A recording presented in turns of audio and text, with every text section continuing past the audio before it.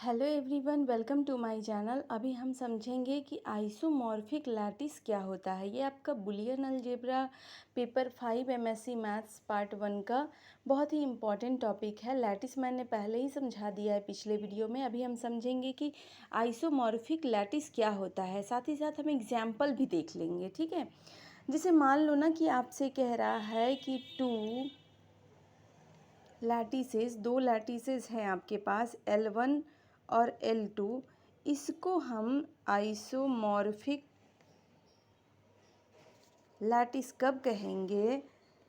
जब इसको हम ना आइसोमॉर्फिक लैटिस तब कहेंगे जब एक ऐसा आपका देयर एग्जिस्ट, ऐसा आपका मतलब फंक्शन जो है, मैपिंग जो है वो एग्जिस्ट करे। For example there exist bijection. अब देखो, बाइजेक्शन कहने का मतलब क्या होता है? वन वन ऑन टू आपका मैपिंग। मैंने पहले ही आपको सिखा दिया है कि वन वन ऑन टू का मतलब क्या होता है कि इधर जो भी डोमेन में होगा उन सारे का आपका मैपिंग कोडोमेन से होगा, और कोडोमेन जो है वही आपका रेंज भी हो जाएगा, तो उसको ऑन टू कहते हैं। और वन वन जो वन वन मैपिंग है, और दोनों मिलके कंबाइन होके वन वन ऑन टू हो जाता है, और उसी को हम कहते हैं बाइजेक्शन मैपिंग। ठीक है, तो यहाँ पे बाइजेक्शन लिखो। अगर बाइजेक्शन लिखते हो तो मैपिंग नहीं लिखना है, और बाइजेक्टिव लिखते हो तो बाइजेक्टिव मैपिंग लिखना है आपको। There exist bijective mapping F, एक ऐसा बाइजेक्टिव मैपिंग F है L1 से लेके L2 तक कि सच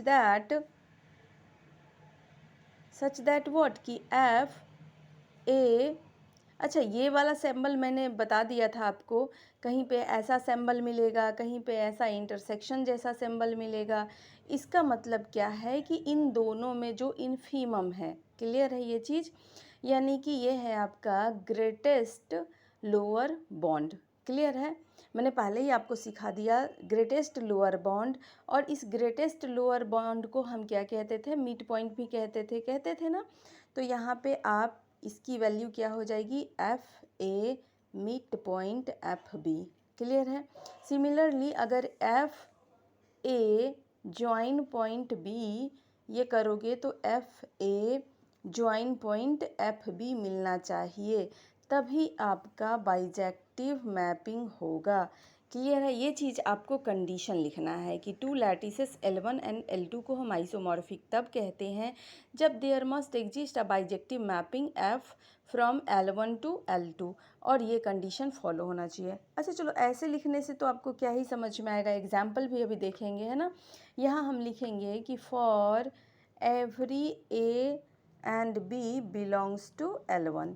यहाँ जितना ए और बी है वो कहाँ से बिलोंग करेगा? L1 से, क्योंकि मैंने पहले ही आपको ये सब चीज़ें सिखा दिया था कि फंक्शन में जो भी आपका डोमेन होता है वो L1 होता है, और जो रेंज होगा वो L2 होगा। मतलब कहने का कि एफ ए एफ बी ये सब कहाँ से बिलोंग करेगा? ये L2 से बिलोंग करेगा। ये चीज़ तो क्लियर है ना आपको? यहाँ कोई कन्फ्यूजन नहीं होना चाहिए। क्लियर है? अब ना इसके लिए हम एक एग्जाम्पल ले लेते हैं, क्योंकि एग्ज़ाम में ना हमें एग्जाम्पल भी दिखाने के लिए बोला है, और नहीं भी बोलेगा तो हम अपने मन से एक एग्जाम्पल ले लेंगे कुछ भी।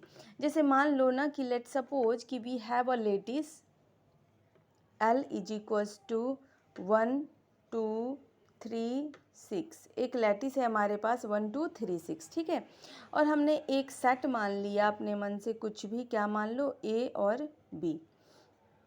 देन हमें ना प्रूव करना है, देन प्रूव दैट। अब हम ना ऐसा दो अलग अलग लैटिस ले लेते हैं, एक L से बना लेंगे और एक A से बना लेंगे।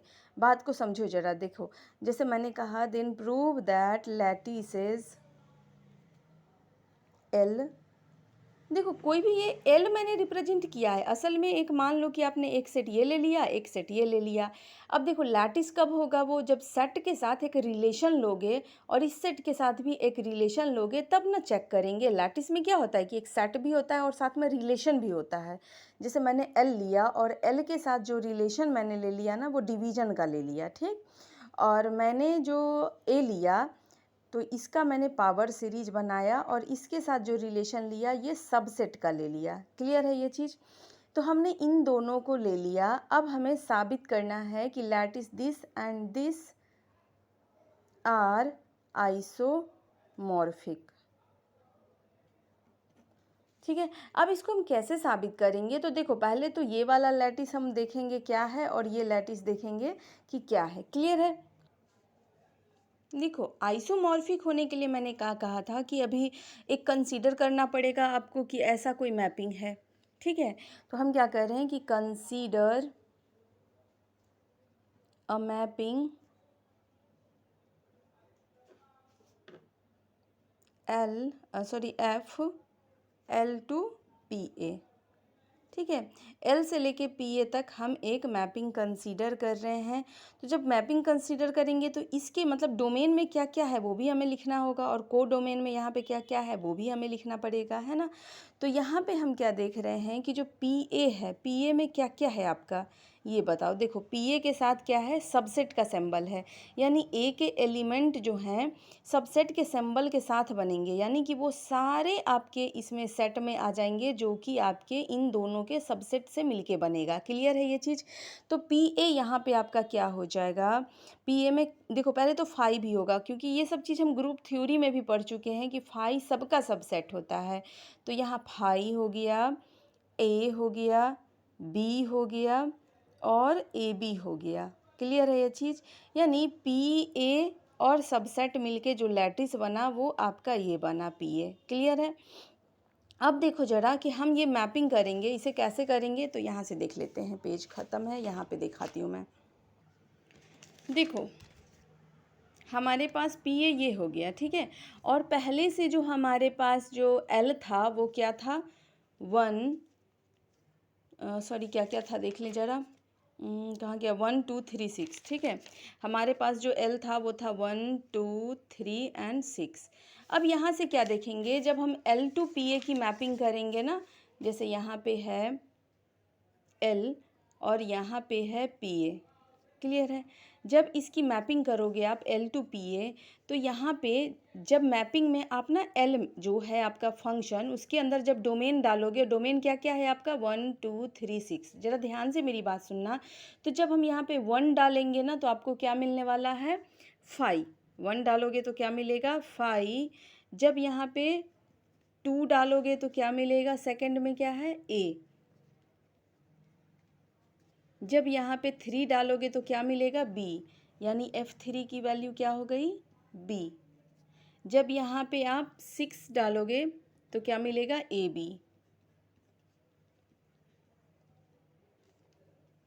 आई होप यहाँ तक आपको अच्छे से समझ में आ गया होगा। मैंने पी ए पहले निकाल लिया, पी ए का मतलब था सारे possible subset of A B, तो वो मैंने लिख लिया यहाँ पे। उसके बाद मैंने एल 1 2 3 6 लिख लिया। अच्छा, आप कहोगे कि 1 को ही क्यों फाई माना, किसी को भी मान सकते थे, मैंने बस 1 1 मैपिंग बना दिया कि F1 का मतलब ये है, F2 का मतलब ये है, F3 का मतलब ये है, F6 का मतलब ये है। अगर आप उल्टा पुल्टा भी लिखोगे ना तो उसी के अकॉर्डिंग आगे भी प्रोसीड करना पड़ेगा। हम F6 को भी फाई मान सकते थे, F3 को भी ए मान सकते थे। क्लियर है? यहाँ मैंने जानबूझ के मतलब 1 1 मैपिंग का मतलब है किसी न किसी एक से आपको मिलाना था। क्लियर है? अब ज़रा ध्यान से देखो, हमने कहा कि now we have to check, now checking whether आपका जो ए बी होता है वो F A mid point F B है कि नहीं। अब देखो, यहाँ जो ए बी है ना वो आपका ये वाला ए बी नहीं है। यहाँ जो हमने ए बी लिया था, ये ए और बी जो था वो एल से बिलोंग करता था, डोमेन से बिलोंग करता था। और यहाँ डोमेन में ए बी नहीं है, यहाँ क्या क्या है, 1 2 3 4 6 ऐसे है। यहाँ पे हम जो भी लेंगे इस डोमेन में से कोई चीज़ लेंगे। हम मान लो डोमेन में से 1 और 2 ले लिए, ठीक। तो यहाँ पे हम 1 मिड पॉइंट 2 लिखेंगे। अब इसको हम ना चेक करेंगे कि क्या ये इसके बराबर है कि नहीं। तो सबसे पहले देख लो इसको ना, मतलब चेक करना है हमें, चेक कि whether this is equals to this और नॉट। क्लियर है? अब हम इसको ना LHS मान ले रहे हैं और ये है हमारा RHS। अब मेरी बात ध्यान से सुनना, अगर मैं बोलूँ F1 2 तो 1 और 2 का मिड पॉइंट क्या होगा, मैंने पहले ही कहा अगर ये है आपका 1 2 3 6, 1 और 2 का मिड पॉइंट कहने का मतलब कि 1 और 2 में जो आपका इन्फीमम है वो क्या है, तो इन्फीमम क्या हो जाएगा आपका वन ही होगा ना दोनों का इन्फीमम, F1, और F1 का वैल्यू क्या आया है 5, यानी LHS आपका क्या आ गया 5।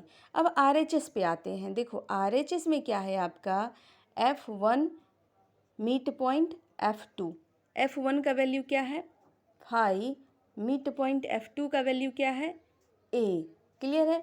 तो यहाँ पे 5 को किसी के साथ भी अगर इंटरसेक्शन करोगे तो ये वापस से आपका क्या आएगा 5, यानी देखा हमने कि LHS is equals to RHS आ गया। सिमिलरली अब यूनियन के लिए भी हम चेक करेंगे। देखो ऊपर में यहीं पे मैं कर देती हूँ। अगर मान लो आप यहाँ पे देखो, अब हमें क्या चेक करना है सिमिलरली कि F, अब डोमेन वाली चीज़ें लेंगे। ए बी, आप रट मत जाना कि ए बी फार्मूला में होता है। फार्मूला में ए बी जो होता है वो आपका डोमेन में होता है, और यहाँ जो ए बी है वो आपका कोडोमेन में है। क्लियर है? यानी फार्मूला में जो भी है आपका यूनियन वाला, वहाँ से 1 यूनियन, अच्छा 1 यूनियन 2 लेना ज़रूरी है नहीं, आप 1 यूनियन 3 भी ले सकते हो, जो मन है वो ले सकते हो। तो मैं ले रही हूँ F ज्वाइन पॉइंट 3। अब इसको कहीं कहीं पे मैं ज्वाइन पॉइंट बोल रही हूँ, कहीं पे आपको यूनियन बोल रही हूँ। देखो 1 और 3 दो नंबर है, तो यहाँ पे हम ज्वाइन पॉइंट जनरली बोलेंगे इसको, यहाँ यूनियन का कोई मतलब थोड़ी है। तो ये क्या हो गया 1 join point 3 that should be equals to F1 join point F3। ये हमें चेक करना है, ये दिया हुआ नहीं है, हमें चेक करना है। ये LHS है और ये RHS है। अच्छा यहाँ आ जाओ F1 ज्वाइन पॉइंट 3। अब देखो 1 और ज्वाइन पॉइंट 3 का मतलब क्या होता है आपका सुप्रीमम। अब इन दोनों में सुप्रीमम कौन है 1 और 3 में? तो 3, यानी इसकी वैल्यू क्या हो जाएगी F3। और F3 हमने क्या निकाला है, यहाँ देखो, यहाँ पे हमने निकाला F3 का वैल्यू क्या निकाला है B। तो यहाँ हम इसकी वैल्यू क्या रख देंगे B, यानी LHS हमारा क्या आ गया B। क्लियर है? अब इस RHS को सॉल्व करेंगे।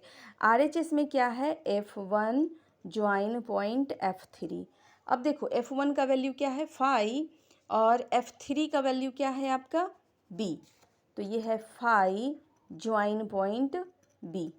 अब दो चीज़ों का आप यूनियन करते हो तो क्या हो जाता है, दोनों चीज़ें जुड़ जाती है। तो 5 + B क्या हो जाएगा B। तो यहाँ से आपने देखा कि LHS और RHS दोनों इक्वल हो गया। तो हमने बेहतरीन तरीके से एक एग्जाम्पल लेके भी इसे हमने दिखा दिया। हमने एग्जाम्पल क्या लिया था, ये वाला एग्जाम्पल हमने लिया और इसको आराम से हमने आइसोमॉर्फिक साबित भी कर दिया। क्लियर है? यानी एग्जाम्पल में आपको क्या लेना है, एक L लेना है, और L के साथ मैंने डिवीजन का सिंबल इसलिए रखा ताकि ये चेंज ही ना हो, जैसे 1 2 3 6। ठीक है? और यहाँ पे PA जो है उसके साथ मैंने सबसेट का सिंबल लिया है और दोनों को आइसोमॉर्फिक साबित करके दिखा भी दिया। Thank you, keep supporting me, bye bye.